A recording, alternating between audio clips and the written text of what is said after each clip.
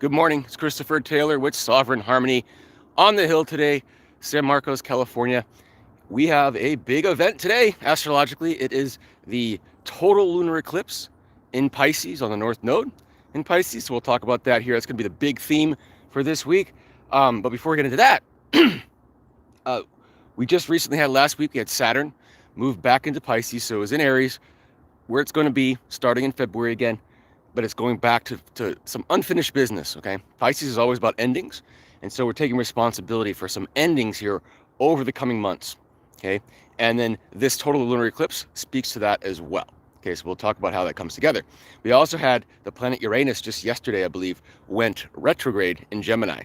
So it will be journeying back into late Taurus, just like Neptune will be journeying back into Pisces with Saturn here over the coming couple months.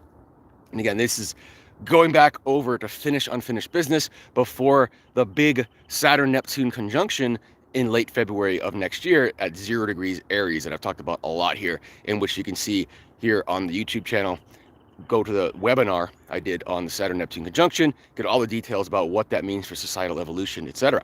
But how this total lunar eclipse plays into this idea of going back over unfinished business, finishing things. So the way I look at this, and it's also being supported by Jupiter in Cancer. So Jupiter is forming a trine to the moon in the North Node in Pisces, and a sextile to the Sun and Mercury in Virgo, okay? And so it's just this kind of supportive presence when it comes to this total lunar eclipse, which is basically like a power wash. That's kind of like when I think into it and feel into it, it feels like a power wash. Pisces, very watery energy. We're on the North Node. It's a lunar eclipse. This is like a forceful push of water. So we're talking about, emotions that have to come up to be released. Old stuff. We might even see an extra tick up in the cold and flu season this year. Not, but just don't, not to worry about it, but mostly because we hold a lot of old viruses in our bodies. We hold a lot of old stuff. And a lot of times it's those, illnesses or whatever that are part of that purging process. So expect, at least on an emotional level, these next several months leading up through the winter, really into February, to be a time of purging, things coming up to be purged, okay? And that can include physical purging as well, okay? But with Jupiter there, it just suggests a lot of support, a lot of, just trust the process kind of approach to it is the best way to go, okay? But as we move through these coming months, we're going to come up to the next eclipse season. So this eclipse season starts today. It's, this total lunar eclipse at Pisces. In 2 weeks, we'll have a solar eclipse in Virgo at 29 degrees. And the next set of eclipses won't be until late February into early March. And that'll be right as Saturn and Neptune is conjunct at 0 degrees Aries. So it's an overall pattern for the next, say, 5 to 6 months. Okay, it's not just a small thing. And at that time, in fact, it'll be a new moon in Aquarius on, I think, February 17th. And then 3 days later is when that conjunction between Saturn and Neptune happens at 0 degrees Aries. So it is a sense of a whole new world. Think of age of Aquarius, right? New moon in Aquarius. It's going to be a solar eclipse in Aquarius, really.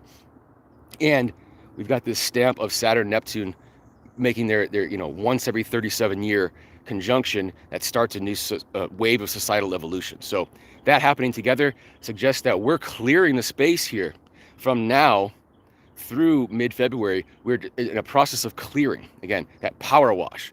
Get it out of us. Move on from it because we're done with it. Okay, so it's a powerful total lunar eclipse. Won't be visible in the Western Hemisphere. If you're in the Eastern Hemisphere, it will be. You'll get that blood moon. We had one in the Western Hemisphere. We got to see the blood moon in mid-March. That was actually on my birthday. I was born during a lunar eclipse, so this energy is very familiar to me. And but I think it's a little after 11 a.m. here on Sunday. Today is September 7th, so Sunday the 7th. If you're seeing it on this day, it's a little after 11 a.m. Pacific time. Calculate for your time zone, etc. And so this forecast for this week goes from the 7th to the 13th. And so when we get to the end of this week, I talked about Jupiter in Cancer. That will perfect its trine, essentially, to the Sun and to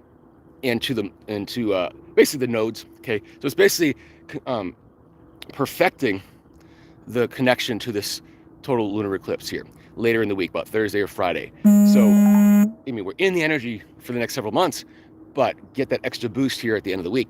Then Friday into Saturday, this is when we have what's called the superior conjunction between Mercury and the Sun. So Mercury and the Sun are both in Virgo. Remember, we just had that Mercury retrograde July 17th to August 11th in Leo. We were going, it was about, going over and reviewing our self-expression, the ways we sabotage it, the desire to express in other ways, and kind of coming to some conclusions about, who we are, how we want to express ourselves. So we had the inferior conjunction halfway through that Mercury retrograde on July 31st. Sun and Mercury are conjunct at 9 degrees Leo.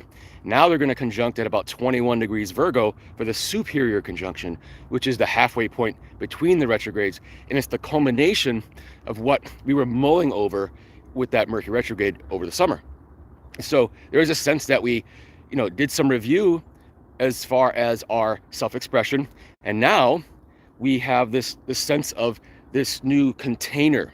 That's a good word for Virgo. This container for how we can support that expression. Okay, and when we get to the solar eclipse at 29 degrees Virgo 2 weeks from now on the 21st of September, that really is, it's a south node solar eclipse, 29 degrees, last degree of the zodiac. This is again about a purge, about letting go of the old container. Okay, the old limitations, the old boxes that we would stuff us in, because what this part of this total lunar eclipse in Pisces, part of that power wash experience, is clearing the space so our whole totality can exist here. Because that is the key to the Saturn-Neptune conjunction at 0 degrees Aries in February, is our whole selves planted in this life, okay, on a soul level. So no more playing small, in other words. So a big part of this eclipse series this month is getting rid of the old small containers, power washing all the stuff that has prevented us from seeing really our totality, and then opening up to that so that it can plant itself and we have a new beginning here in late winter, early spring. And so this has repercussions on a collective level as well. Okay, so we're going to see how the collective has to adapt to this personal evolution that's happening, in every individual across the world. So we'll leave it at that. A lot of information to digest. If you have any questions, let me know. Send me a message. If you're interested in a personal reading, we can talk about where these eclipses land in your chart, where the Mercury retrogrades, etc. Everything lands. Where your new beginnings are coming, what you're letting go of, etc. So anyway, otherwise, enjoy your weekend. Enjoy the power of this eclipse. Enjoy the purge, and make room, because all of us wants to be here, and those small containers don't work anymore. So until next Sunday, we'll talk to you soon. Bye.